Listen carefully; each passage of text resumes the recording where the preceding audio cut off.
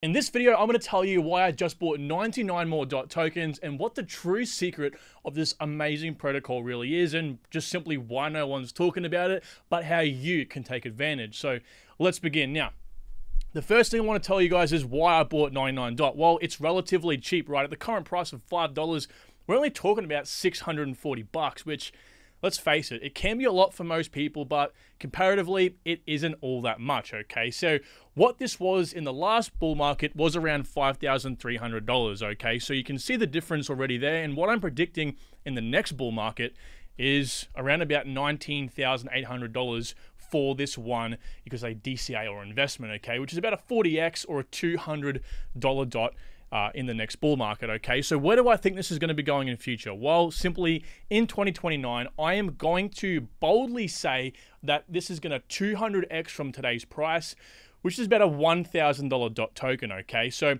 that's going to essentially turn $640 into $99,000, therefore 200xing your investment, okay? I know, bold statement, but just hear me out.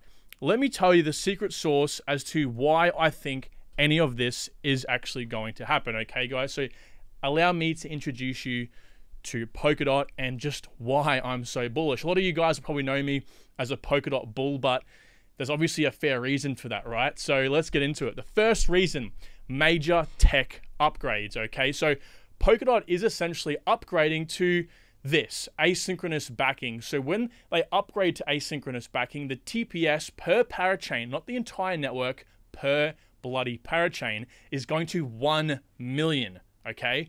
And with about a 6-second finality as well. So the finality is reducing as well from about 12 to 60 seconds per transaction or message down to about 6 seconds. So considerably fast. Yes, it might not beat other networks, but guys, when you're worrying about other parachains and networks all combining into one like Polkadot, 6 seconds is quite fast considering there's a hell of a lot going on, okay? So just remember that, all right? So this asynchronous backing technique is actually currently being tested on its sister net called Kusama, which we'll touch on very briefly shortly, so that when it does migrate over to Polkadot, this is actually going to be in effect and properly working, okay? Now, the other sort of feature and upgrade is the XCM and XCMP adoption, okay? So they're upgrading this, or they already have upgraded this to V3, so it's in kind of its latter stage of implementation. It is currently working phenomenally, and essentially it's made Polkadot the hub of Web3 interoperability.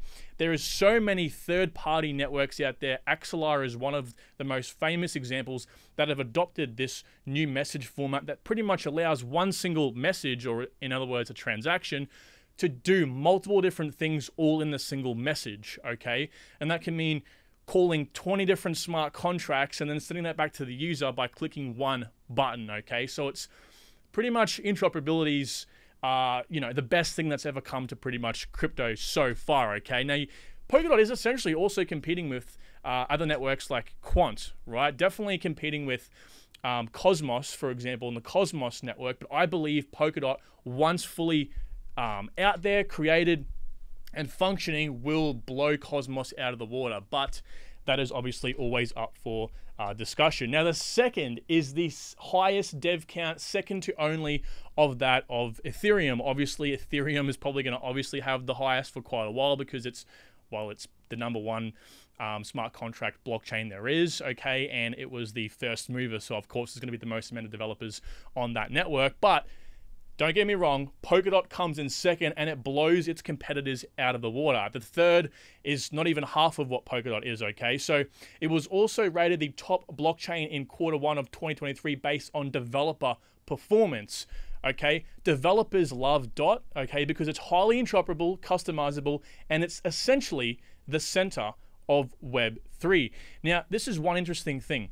Developers love Polkadot, okay, because it's got its substrate framework and utilizes pellets, which are a different kind of smart contract format that allows essentially smart contracts to be very customizable. Then you have parachains like, Acer or Moonbeam that allow smart contracts to kind of merge and migrate with substrate to create amazing smart contract-esque protocols that we've never ever seen before, okay? We're gonna see some amazing dApps essentially just come out of Polkadot and come out of its parachains, okay? So developers love it because it is essentially the center. It is the hub in between the spoke of all the sort of Web3 interoperability, all right? So the third reason is it essentially was a missed opportunity, right? There's only 43 out of 100 parachains currently on the network, and it's got a long way to go before obviously it's at its peak. Now, it never had its so-called moment or day in the sun in the last bull market,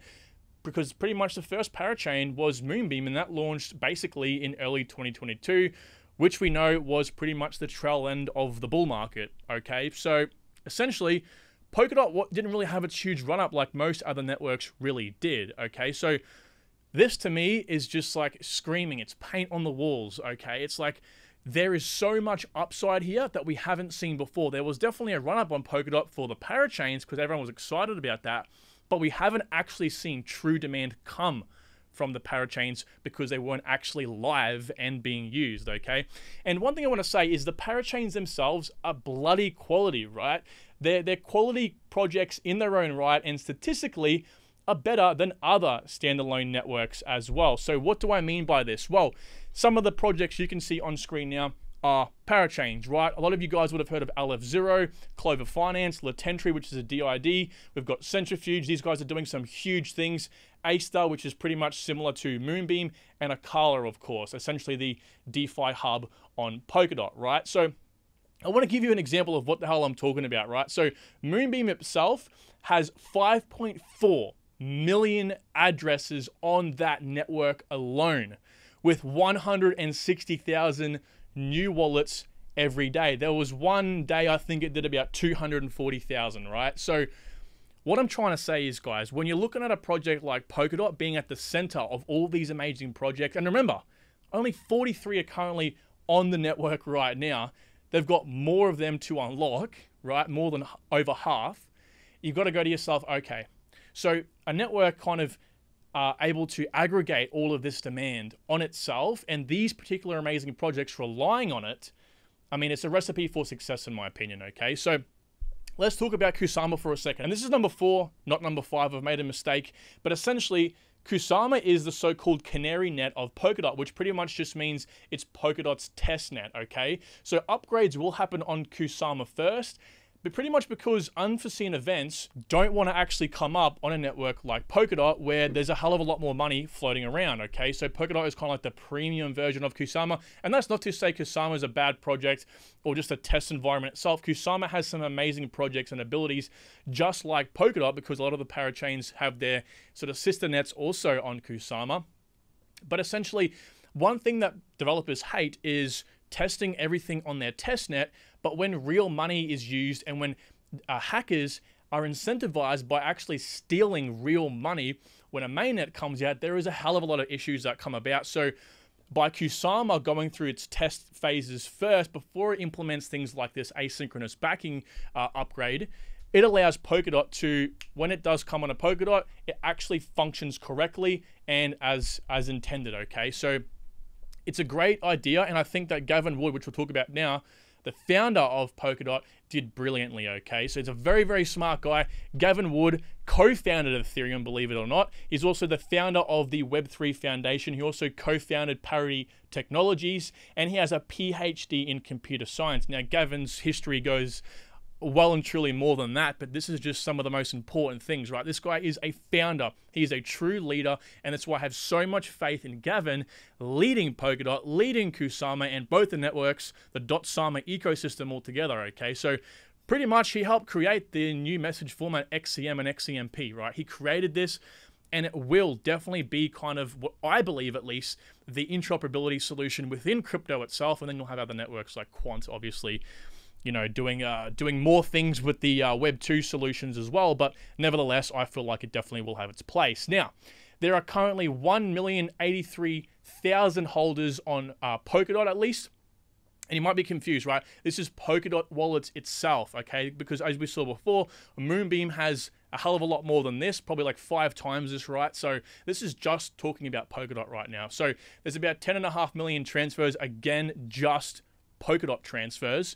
the staked / bonded amount compared to the total circulating supply in the tokens is 50%, okay? So that means half the network supply is staked or bonded within parachains themselves, or staked to nominators or validators securing the network, all right? It's very important, okay?